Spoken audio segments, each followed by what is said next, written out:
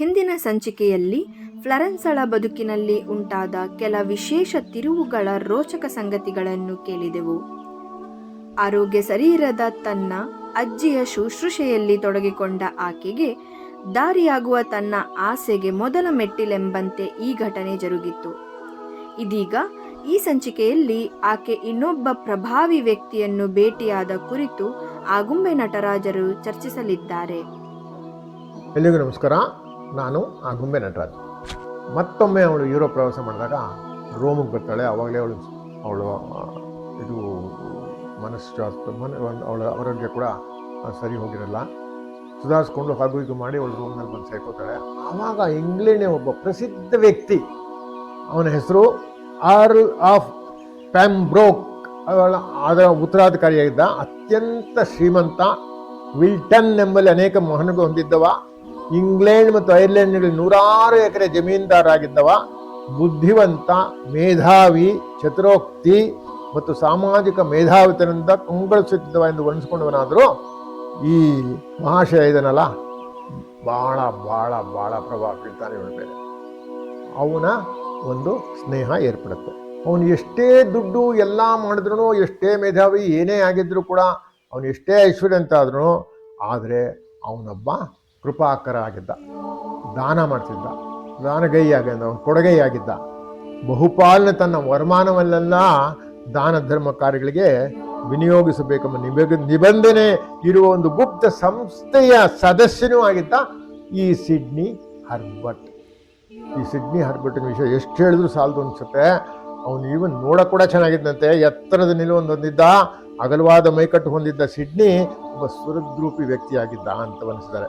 Sydney ಬಗ್ಗೆ Florence ಬಾಯಿಂದೇ ಕೇಳ್ಬಿಟ್ಟು ಅವಳೇ ವರ್ಣಿಸ್ಬಿಟ್ಟಿದ್ದಾಳೆ ಈ ಥರ. ಏನು ಅಂದರೆ, ಅವನು ಹಿರಿಯ ವಾಕ್ ಚತುರತೆ, ಅಸಾಮಾನ್ಯ ಆಕರ್ಷಣೆ, ಅತ್ಯಂತ ಕರುಣಾಳು, ಶಕ್ತಿವಂತ ಆಗಿದ್ದರೂ ಮೃದು, ಬೈಗುಳುಗಳನ್ನು ಪ್ರಾಯಶಃ ವಿಶ್ವಾಸಾರ್ಹವಾದ ಕೋಪತಾಪ ಮತ್ತು ಗಾಢವಾದ ರೋಷಗಳಿಂದ ಪ್ರತಿರೋಧಿಸದೆ ಮೃದು ವಚನಗಳಿಂದ ಪ್ರತಿರೋಧವನ್ನು ತಗ್ಗಿಸಿ ಬೃಹತ್ ವಿಜಯವನ್ನು ತನ್ನ ದೇಶಕ್ಕಾಗಿ ಪಡೆದ ವ್ಯಕ್ತಿಯಾಗಿದ್ದನು ಅಂತ ಹೊಗಳಾಗ್ತಿದ್ದಾರೆ. ವಿನಯಪೂರ್ಣ ಮತ್ತು ದೈನ್ಯತೆ, ಎಂದೂ ನಾನು ಅದನ್ನು ಮಾಡಿದೆ ಎಂದು ಹೇಳಿದವನೇ ಅಲ್ಲ ಅವನು. ಆತುರಾಸಕ್ತಿ, ಉತ್ಸಾಹಪೂರ್ಣ, ತನ್ನ ಕರ್ತವ್ಯದಲ್ಲಿ ಪ್ರಶಸ್ತಿಗಾಗಿ ಆಸೆ ಮತ್ತು ಖ್ಯಾತಿಗೆ ಬೆಲೆ ನೀಡಿದವನಲ್ಲ. ಆತ್ಮ ಪ್ರತಿಷ್ಠೆ ಇಲ್ಲ, ಉತ್ಕೃಷ್ಟ ಗುಣ ಮತ್ತು ಉದಾತ್ಯ ಧ್ಯೇಯ ಹೊಂದಿದವ ಅಂತ ಹೋಗಲು ಹಾಡ್ಬಿಡಿದಾಳೆ ಇವನ್ಗೆ.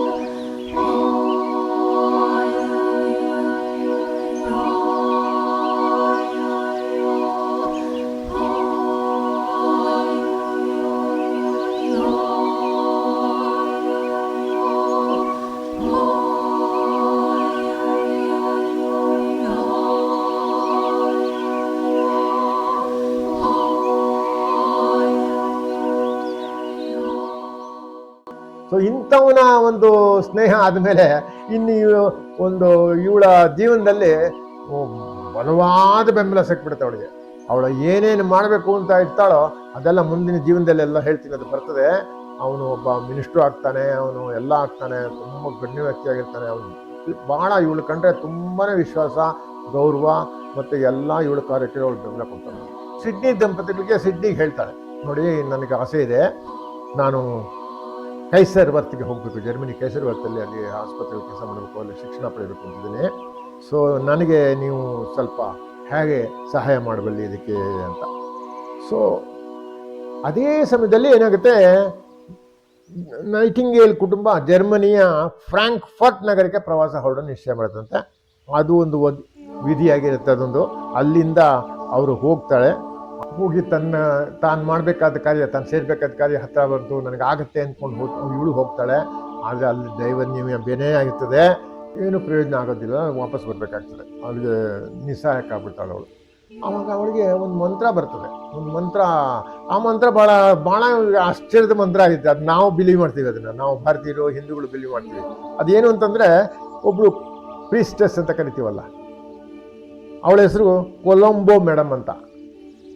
ಅವಳನ್ನು ಒಂದು ಚರ್ಚಲ್ಲಿ ಮೀಟ್ ಮಾಡಿರ್ತಾಳೆ ಹಿಂದಿನ ಒಂದು ಪ್ರವಾಸದ ಕಾಲದಲ್ಲಿ.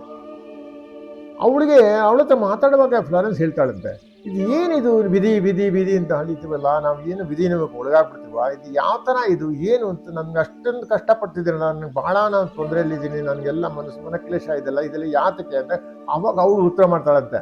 ಯಾಕಂದರೆ ಇದು ನಾವು ಕೂಡ ಹೇಳ್ತೀವಲ್ಲ ಎಲ್ಲ, ನೋಡಪ್ಪ ಎಲ್ಲವನ್ನೂ ದೇವರ ಹೆಚ್ಚಿಗೆ ಬಿಟ್ಟುಬಿಡು, ದೇವರ ವೈಭವಕ್ಕೆ ಬೆಲೆ ನೀಡು ಅಂತ ಅವಳು ಉಪದೇಶ ಮಾಡಾಕ್ಬಿಡ್ತಾಳೆ. ದೇವ್ರನ್ನ ಹಣೆ ಬರ ಅಂತ ನಾವು ಹೇಳ್ತೀವಲ್ಲ, ನಾವೆಲ್ಲ ಇವತ್ತು ಅದು ನಂಬಿದ್ದೀವಲ್ಲ, ಏನೇ ಆದ್ರೂ ಅದು ಹಣೆ ಬರಪ್ಪ, ನಿನ್ನ ಹಣೆ ಬರ, ಏನ್ ಮಾಡೋಕ್ಕಾಗತ್ತೆ ಅಂತ ನಾವು ಹೇಳ್ತೀವಿ. ಅದನ್ನೊಂದು ದೊಡ್ಡದೊಂದು ಅದು ನಂಬಿಕೆ ಇಟ್ಕೊಂಡಿದ್ದೀವಲ್ಲ, ಅದನ್ನೇ ಅವಳು ಹೇಳ್ತಾಳಂತ ಫ್ಲಾರೆನ್ಸ್ ನೈಟಿಂಗೇಲ್. ಅದೇ ಇನ್ನು ಇವಳು ಇರ್ಬೋದೇನೋ, ನಾನು ಇಷ್ಟೆಲ್ಲ ಕಷ್ಟಪಟ್ಟು ಒಂದು ಆರ್ಡಿನರಿ ಒಂದು ಶಿಕ್ಷಣ ಪಡೀಲಿಕ್ಕೆ ಆಗ್ತಾ ಇಲ್ವಲ್ಲ, ತಂದೆ ತಾಯಿಗಳನ್ನ ನಾವು ಒಪ್ಸೋಕ್ಕಾಗ್ತಾ ಇಲ್ಲ, ನನ್ನ ಜೀವನದಲ್ಲಿ ಈ ಒಂದು ಸಣ್ಣ ವಿಷಯ, ನನ್ನ ಗುರಿ ನಾನು ಈ ಥರ ತಗೊಂಡ್ರೆ ಅದು ಆಗ್ತಾ ಇಲ್ವಲ್ಲ ಅಂತ ಇವಳಿಗೆ ಭಾಳ ಬೇಸರ ಆಗ್ತದಂತೆ. ಎಷ್ಟು ದೇವ್ರನ್ನ ನಂಬಲಿ, ಏನೇ ಮಾಡಲಿ, ನಾನು ಎಷ್ಟೇ ಕಷ್ಟ, ಇದು ಆಗ್ತಾ ಇಲ್ವಲ್ಲ, ಯಶಸ್ಸು ಪಡ್ತಾ ಇಲ್ವಲ್ಲ, ಅದಕ್ಕೆ ನಿನ್ನ ಹಣೆ ಬರದಲ್ಲಂಗೆ ಆಗ್ತದೆ, ಎಲ್ಲವನ್ನೂ ದೇವ್ರ ಹೆಚ್ಚಿಗೆ ಬಿಟ್ಬಿಡು leave everything to the will of God ಅಂತೇವಲ್ಲ ಇಂಗ್ಲೀಷ್ನಲ್ಲಿ, ಆ ಥರ ನೀನು ಬಿಟ್ಬಿಡಮ್ಮ, ನೀನು ಯಾಕೆ ತಲೆ ಚಚ್ಕೋತೀಯ, ದೇವೇಚ್ಛೆ ಆದಂಗೆ ಆಗ್ತದೆ, ಎಲ್ಲ ದೈವೇಚ್ಛೆ ಅಂತ ನಾವು ಕೂಡ ಹೇಳ್ತೀವಲ್ಲ, ಹಾಗೆ ಹೇಳ್ತಾಳಂತವಳು. ಫ್ಲಾರೆನ್ಸ್ಗೆ ಅದು ಇಷ್ಟ ಬರೋದಿಲ್ಲ.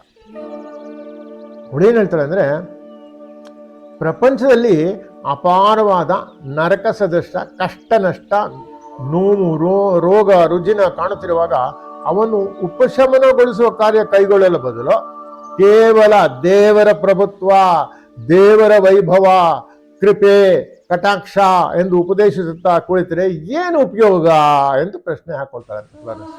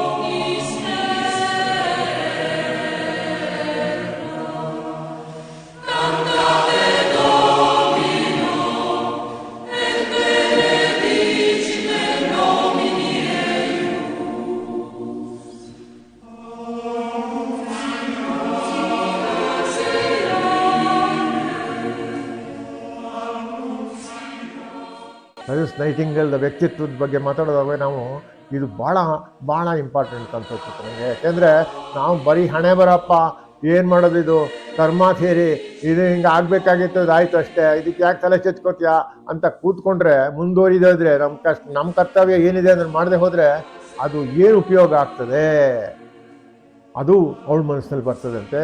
ಇದು ಅಭೂತಪೂರ್ವವಾದ ಒಂದು ಘಟನೆ, ಇದು ಅವಳ ಮನಸ್ಸಿನಲ್ಲಿ ಬಂದಿದ್ದು. ಯಾಕೆಂದರೆ ಹೌದಪ್ಪ ನನಗೇನಾಗಲ್ಲ ಅಂತ ಉದಾಸೀನವಾಗಿ, ಅದು ಈಗ ಸಾಂದರ್ಭಿಕವಾಗಿ ಹೇಳೋದಾದರೆ, ಇತ್ತೀಚೆಗೆ ನಾನು ಓದಿದ ಒಂದು ಪುಸ್ತಕದಲ್ಲಿದ್ದ ಅಂಬೇಡ್ಕರ್ ಪುಸ್ತಕಲ್ಲೂ ಕೂಡ ಅದೇ ಬರ್ತದೆ. ನಮ್ಮ ಹಿಂದೂಗಳಲ್ಲಿ ಒಂದು ನ್ಯೂನತೆ ಏನಪ್ಪ ಅಂತಂದರೆ ಇಂಡಿಫರೆಂಟಿಸಮ್ ಅಂತ ಕರೀತಾರಂತೆ.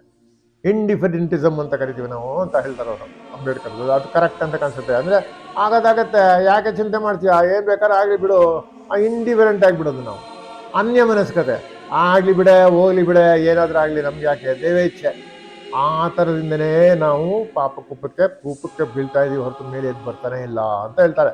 ಸೊ ಅವಳು ಕೂಡ ಅದೇ ಹೇಳ್ತಾಳೆ, ನಾವು ಸುಮ್ಮನೆ ನಮ್ಮ ದೇವೇಚ್ಛಪ್ಪ, ನಾವು ಏನು ಮಾಡೋದು ಅಂದ್ಬಿಟ್ಟು ನಾವು ಸುಮ್ಮನೆ ಕೂತ್ಕೊಳ್ಳೋಕ್ಕಾಗತ್ತಾ, ಮುಂದೆ ಹೊಡಿಬೇಕು, ಮಾಮೂಲು ಕೆಲಸ ಏನಿದೆ ಅದನ್ನ ನಾವು ಮಾಡಬೇಕು. ಅಲ್ಲಿ ಈ ಒಂದು ಜಂಜಾಟದಲ್ಲಿ ಅವಳು ರೋಗ ಬರ್ತದೆ, ಮತ್ತೆ ಮನಕ್ಲೇಶ ಆಗ್ತದೆ, ಮಾನಸಿಕವಾಗಿ ನರಳ್ತಾಳೆ, ತುಂಬ ಕಷ್ಟಪಟ್ಬಿಡ್ತಾಳೆ. ಹೌದು, ಮನೆಯಲ್ಲೂ ಕೂಡ ಅವಳ ಸಂಸಾರದಲ್ಲಿ ಕೂಡ ಕುಟುಂಬದಲ್ಲಿ ಕೂಡ ಅವಳಿಗೆ ನಿರಾಶೆ ಇರ್ತದೆ. ಮಗಳ ಸ್ಥಿತಿ ನೋಡ್ಬಿಟ್ಟು ತಂದೆ ತಾಯಿಗಳಿಗೂ ಬೇಸರ ಆಗ್ಬಿಡ್ತದೆ. ಯಾವಾಗಲೂ ಇವಳು ದೇವರು, ಯಾವಾಗಲೂ ಯೋಚನೆ ಮಾಡ್ತಿರ್ತಾಳೆ, ಯಾವಾಗಲೂ ಇರ್ತಾಳೆ, ಖುಷಿಯಾಗಿ ಸಂಸಾರದಲ್ಲಿ ಏನೇನು ನೋಡ್ಕೊಂಡು ಮದುವೆ ಮಾಡ್ಕೊಂಡು ಲಗ್ನ ಮಾಡ್ಕೊಂಡು ಚೆನ್ನಾಗಿರೋದು ಬಿಟ್ಬಿಟ್ಟು ಇವಳು ಸುಮ್ಮನೆ ಬ್ರೂಡಿಂಗ್ ಅಂತಾಳಲ್ಲ ಆ ಥರ ಮಾಡ್ಕೊಂಡು ಕೂತಿರ್ತಾಳೆ ಅಂತ ತಂದೆ ತಾಯಿಗಳು ಸಿಕ್ಕಾಪಟ್ಟೆ ಕೋಪ ಮಾಡ್ಕೊಳ್ತಾಳೆ. ಅದೇ ಅವಳ ಜಿಗುಪ್ಸೆ ಆಗೋಗ್ಬಿಡುತ್ತಂತೆ ಮಗಳ ಮೇಲೆ ತಂದೆಗೆ ತಾಯಿಗೆಲ್ಲ. ಏನಿದು ಉಳಿತೈತು ಫ್ಲಾರೆನ್ಸ್ ಎಲ್ಲ ಮಾನಸಿಕ ಸ್ಥಿತಿ ಮತ್ತೆ ಹದಗೆಟ್ಬಿಡುತ್ತಂತೆ. ತಂದೆ ತಾಯಿಗಳು ಬೇರೆ ವಿರೋಧಿಗಳಾಗ್ಬಿಡ್ತಾರಂತೆ ಅವಾಗ.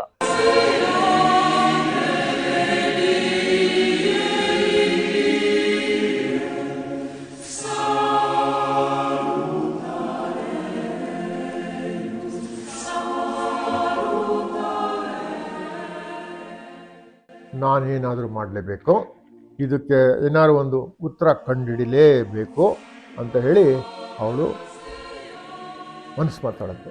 ಆಗಾಗಲೇ ಅವಳ ವಯಸ್ಸು ಎಷ್ಟಾಗಿತ್ತು? 31 ವರ್ಷ ಆಗೋಗ್ಬಿಟ್ಟು. ಇಲ್ಲಿವರೆಗೆ ಕೇಳಿದ್ದಕ್ಕೆ ನಮಸ್ಕಾರ. ಮುಂದಿನ ಸಂಚಿಕೆಯಲ್ಲಿ ಅವಳು ಯಾವ ಥರ ಅವಳು ಸಕ್ಸಸ್ ಆಗ್ತಾಳೆ, ಯಾವ ಥರ ಅವಳು ಶಿಕ್ಷಣ ಪಡ್ತಾಳೆ, ಮುಂದೆ ಯಾವ ಥರ ಜರ್ಮನಿಗೆ ಹೋಗ್ತಾಳೆ ಅದನ್ನೆಲ್ಲ ಹೇಳೋಕ್ಕೆ ಇಷ್ಟಪಡ್ತೀನಿ. ಇಲ್ಲಿವರೆಗೂ ಕೇಳಿದ್ದಕ್ಕೆ ನಿಮ್ಮೆಲ್ಲರಿಗೂ ನನ್ನ ವಂದನೆಗಳು, ನಮಸ್ಕಾರಗಳು. ಕೀರ್ತಿಯ ಹೆದ್ದಾರಿ ಹಿಡಿದು ಹೋಗುವ ಹೃದಯವೇ ಸಾರಥಿಯಾಗಿ ಮಹತ್ವಾಕಾಂಕ್ಷೆ ಅಶ್ವಾವೇರಿ ಸಾಗುವೆ. ಕೀರ್ತಿಯ ಹೆದ್ದಾರಿ ಹಿಡಿದು ಹೋಗುವ ಹೃದಯ